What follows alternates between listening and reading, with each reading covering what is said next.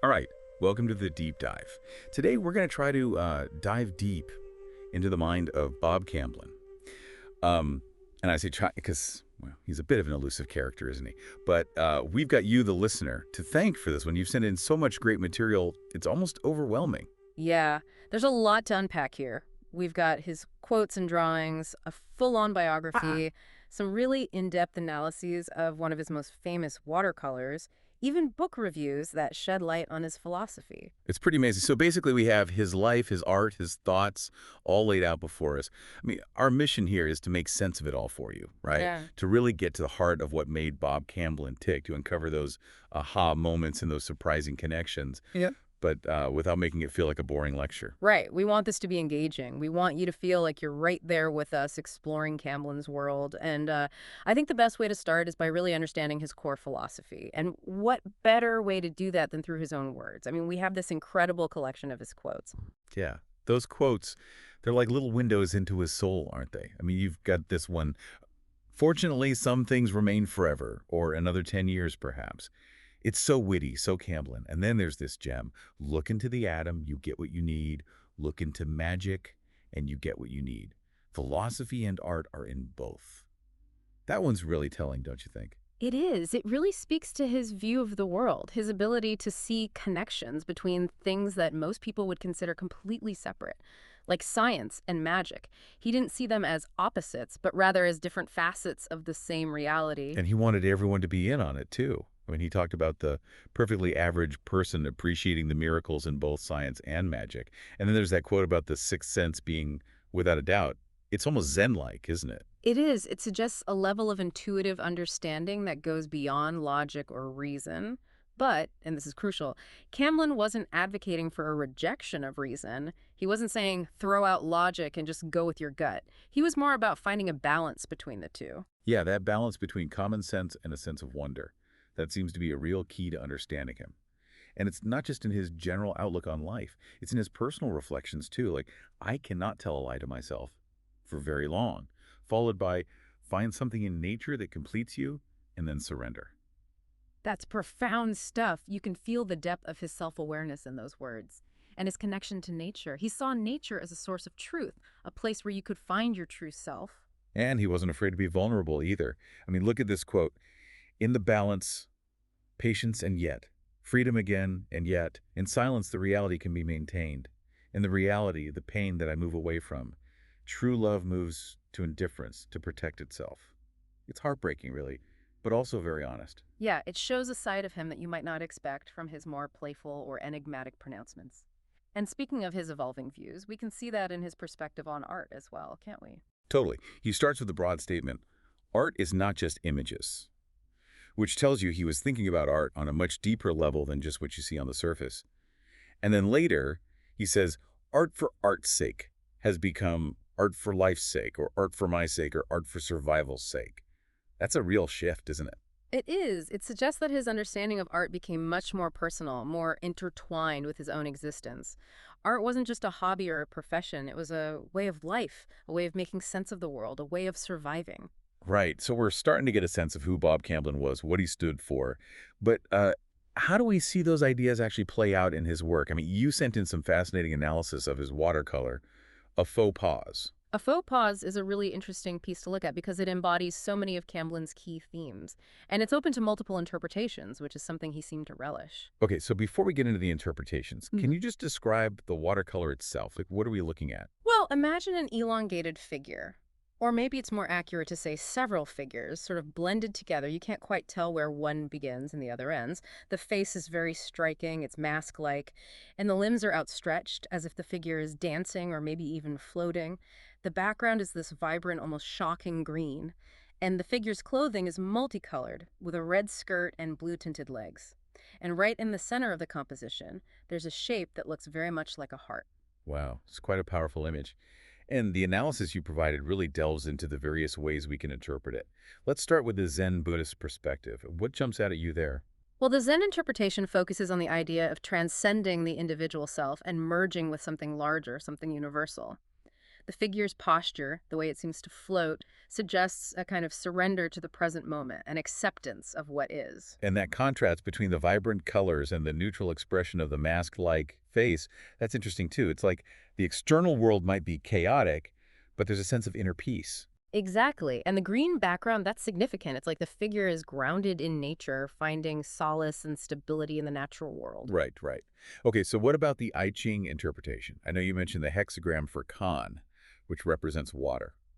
Yeah, and that connection to water is really apparent in the painting itself. I mean, the watercolor medium itself lends itself to fluidity, and the figure's movements, they're not sharp or defined, they're more like the flowing movements of water. And the I Ching talks about yielding to external forces, finding stillness within motion. Yeah. That's definitely something you can see in the figure's posture. Absolutely. And then there's the non-duality interpretation, which comes from the YouTube transcript you provided. Now, for those of us who aren't philosophy experts, can you break down what non-duality means in this context? Sure. Basically, non-duality is the idea that things that appear to be separate are actually interconnected, like the self and the other, the individual and the universe. And in a faux pause, we see that in the way the figures blend together, the way the individual seems to dissolve into something larger. So it's challenging the idea of a fixed, separate self. It's suggesting that we're all part of something bigger. Exactly. And the artwork also reflects Camblin's fascination with contradictions. I mean, just look at the composition. It's fractured, layered, full of seemingly disparate elements, but somehow it all works together. And right in the center, there's that heart shape, which seems to symbolize unity, connection. It's like a reminder that even in the midst of contradiction, there can be harmony. Yes, and that ties into another I Ching hexagram mentioned in the analysis. Number 22, grace. Here, grace isn't just about outward beauty, but about an inner alignment, a harmony between the outer and the inner. So the mask-like face and the heart underneath, they represent that duality, the way we present ourselves to the world versus what's truly inside. Fascinating. Now, the analysis also draws some connections to art history. Can you talk about those a bit? Well, you definitely see elements of expressionism in a faux pause, particularly in the bold use of color and the expressive brushstrokes. It's about capturing emotion, feeling, rather than just accurately depicting reality. And there's also an influence from what's often called primitive art, maybe stemming from Camblin's fascination with tribal art and ritualistic practices. And the way the figure is stylized, it's almost childlike, reminiscent of artists like Paul Klee, who often use simple forms to explore complex themes. And then there's the overall abstract quality of the work, which connects to modernism's focus on capturing the essence of things rather than just their outward appearance. Right, so we see how Camblin drew inspiration from a variety of sources, but he always managed to synthesize them into something uniquely his own. Okay, so we've really delved into a faux pas, and it's given us a lot to think about. Now, I think it's time to step back a bit and look at Camblin's life journey. I mean, what kind of experiences shaped the artist he became? Well, he was born in Oklahoma in 1928, and his artistic journey really began at the Kansas City Art Institute. He received a Fulbright scholarship to study in Italy, which was a major turning point for him. He was exposed to the great masters of European art, and it had a profound impact on his own development. And after he returned to the States, he started teaching at various universities. But then, in 1976, he made a pretty radical decision, didn't he? He did. He decided to leave academia and devote himself entirely to his art, and that decision led him to embrace a more nomadic lifestyle. Yeah, he traveled all over the place, selling his art, taking on commissions. He spent time in Italy, France, Ireland, Mexico, even the South Pacific. And all those experiences, all those different cultures and landscapes, they all fed into his work. They did. His travels broadened his horizons, both artistically and personally. And it's interesting to note that the biography you provided highlights some of his early drawings and writings from the period between 1950 and 1974, which were never intended for public consumption. Oh, wow. So these are like his private thoughts, his creative explorations before he really made a name for himself. Exactly. They offer a really intimate glimpse into his creative process, his early influences, his evolving ideas about art. That's amazing. And even before all the travel, his early life in Oklahoma, that must have shaped him in some profound ways. I mean, you mentioned the Marland era in Ponca City, the grand architecture, the iconic pioneer woman statue. Yes, the pioneer woman clearly held a special significance for him. He even developed a shorthand for it, VV, which he used in some of his paintings to represent his mother. And of course, there's the enduring impact of The Wizard of Oz, which he saw as a child.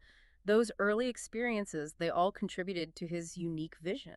And let's not forget his time in Italy. The biography mentions how he was both fascinated and disturbed by the Capuchin catacombs in Palermo, with all the skeletons and mummies on display. Yeah, that's right. He called them mummies in his mind. And while they might seem macabre, they also have an undeniable artistic quality to them. It's like abstract sculpture, in a way. Right, right. And he was also deeply inspired by Botticelli, particularly The Birth of Venus and Primavera. In fact, The Birth of Venus inspired a painting he did that paid homage to the early days of KPFT radio in Houston. It's a pretty interesting connection. It is. It shows how Camblin could draw inspiration from seemingly disparate sources and weave them together into something new and unexpected. And before we move on, it's worth noting that before he fully dedicated himself to art, he actually worked as a map maker. Oh, wow, I didn't know that. I wonder if that experience with precision and visual representation influenced his art in any way. It's certainly possible. Now, in terms of his artistic evolution, there are a few key styles that he explored throughout his career. He started with abstract impressionism, which was the dominant style at the time. But then, in the 1970s, he developed his own unique style called mouches volantes. Mouche volantes. Now, for those who don't speak French, that means flying flies, right? It does, and it refers to those little floaters you sometimes see in your field of vision. It's a very fitting name for Camblin's style because it's all about playing with perception, creating optical illusions. Yeah, he was inspired by Dada and surrealism, those movements that really challenge conventional ideas about art and reality. And his Lucia Volante's works are characterized by these intricate patterns of dots and dashes that create a kind of visual puzzle for the viewer to decipher. Exactly. It's like he's inviting the viewer to participate in the creation of the artwork by actively engaging with it, trying to figure out how it works. And in a way, it's reminiscent of artists like Escher and Dali, who also played with perspective and optical illusions. Right, right. So from abstract impressionism to Musha Volantes, he was constantly experimenting, pushing the boundaries. And he continued to evolve throughout his career. You mentioned series like Big Al and his multimedia piece, Descent from the Cross. Yes, those later works show his incredible range and versatility. He wasn't afraid to try new things, to incorporate different materials and techniques. He was always exploring, always pushing himself further. And another important aspect of Camblin's story is his collaborative spirit. I mean, his partnership with Earl Staley and Joe Tate in Houston, that was pretty significant. It was. They formed this collective called B&E Productions, and they staged these really groundbreaking collaborative events like the tattoo show and the camping show. They were really pushing the boundaries of what art could be. Yeah, it sounds like they were more interested in the process of creation, the shared experience of making art, than in the finished product itself. And Camblin was a big proponent of the idea of anonymous artists, often signing his own work that way. Right. He wanted to downplay the ego, to emphasize the collective nature of creation. And in the historical info you provided, Earl Staley talks about how he learned a lot about drawing and composition from Camblin through their collaborations. They were both teaching and learning from each other. It's beautiful, really, that kind of artistic give and take. And Penny Serling also talks about Camblin's constant questioning of everything and his belief in the value of collaboration. It seems like he was always open to new ideas, new perspectives. He was. He wasn't interested in dogma or rigid rules. He was all about exploration, about pushing the boundaries of what art could be. And that brings us to his unique perspective on art and the viewer. I mean, he really challenged the traditional way of thinking about art, didn't he? He did. He didn't believe in art for art's sake. Yeah. He believed that art should speak directly to the viewer, that it should challenge them, make them think, make them feel. And he wasn't afraid to criticize the art world itself, the galleries, the museums, the whole system. He felt that they often made the same mistakes as artists, getting caught up in trends and expectations, losing sight of the true purpose of art. He even had some unconventional views on selling art, sometimes refusing payment altogether. It was like he was saying, this isn't about money. This is about something much bigger. Right. And in the biography, there's this story about how he gave very specific instructions to a gallerist on how to curate his shows. He wanted to minimize any distractions, any preconceived notions about what the art should be. He just wanted the viewer to experience the work directly, on their own terms. That's a really key point. He wanted the viewer to be an active participant in the creative process. Yeah. He wasn't interested in spoon-feeding them interpretations. He wanted them to come to their own conclusions. He believed in faith and good work. That was his motto. Yeah. And he saw the art world as a game of common sense. But common sense with a twist, right? I mean, he had this idea of the stumbling block as stepping stone, which he represented visually in his paintings of jars of water. Yes, Yeah. the idea that obstacles, even failures, can be opportunities for growth and learning. And then there's his Scarecrow series, inspired by Gunter Grass's novel Dog Years. Those works are all about renewal, transformation, the cyclical nature of life and death. And the review of the art of everything talks about how he often incorporated text into his drawings, but not as a way of explaining the work or giving direct information. It was more like the text itself was part of the visual texture, like a clue or a symbol for the viewer to ponder. Right, it wasn't about providing easy answers, it was about encouraging the viewer to think, to question, to engage their own imagination. And he even included what he called data problems in his work, little codes and visual traps to further challenge the viewer. He was playing a game, in a way, but it was a game with a purpose. He wanted to make people think, to question their assumptions about reality. He even said he wanted to remake Goya in 20th century terms, which shows his deep respect for art history, but also his desire to create something new and relevant for his own time. And perhaps most importantly, he believed in leaving some things unexplained, some mysteries unresolved. He felt that if you knew too much, you weren't really playing the game. So it was all about the journey, the exploration, the discovery. Now, as we wrap up this deep dive into Bob Camblin's world, what would you say are the most important takeaways? Well, I think it's clear that Bob Camblin was more than just an artist. He was a thinker, a philosopher, a provocateur. He used his art to explore complex ideas about life, death, perception, reality, and he challenged the viewer to do the same. He wasn't interested in providing easy answers. He wanted to spark a conversation, to make people think for themselves. And he did it all with this incredible mix of humor, intelligence, and a deep, abiding respect for the power of art. Absolutely. He was a true original, and his work continues to inspire and challenge us today. And that brings us to our final thought for you, dear listener. Bob Camblin believed that if you knew too much, you weren't really playing the game. So what aspects of your own life, your own understanding of the world, might benefit from a little more mystery, a little more ambiguity? Maybe the real joy, the real growth, comes not from having all the answers, but from the ongoing search, the constant questioning, the never-ending exploration. Thanks for joining us on this deep dive.